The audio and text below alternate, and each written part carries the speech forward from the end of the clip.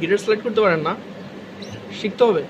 ওকে, তো হচ্ছে যারা হচ্ছে গিটার স্লাইড করতে চান, স্লাইড প্লে করতে চান, তার হচ্ছে কাজ করতে হবে কি, ইন্ডেক্স যে ফিঙ্গারটা, ইন্ডেক্স ফিঙ্গারটাকে হচ্ছে একদম লাস্ট যে স্ট্রিংটা আছে 6 নম্বর স্ট্রিং, এটাতে রাখতে হবে। আর রাখবেন কোথায়? এটা হচ্ছে আপনি একদম আপনার শেষের দিকের যে ফ্রেটগুলো আছে, 12 নম্বর ফ্রেট, 11 নম্বর ফ্রেট, এগুলোতে একটাতে রাখবেন। রাখার পর হচ্ছে একটা রাইট অ্যামাউন্ট প্রেশার দিতে হবে শুধু ওই স্ট্রিংটাতে, বাকিগুলো মিউট থাকবে।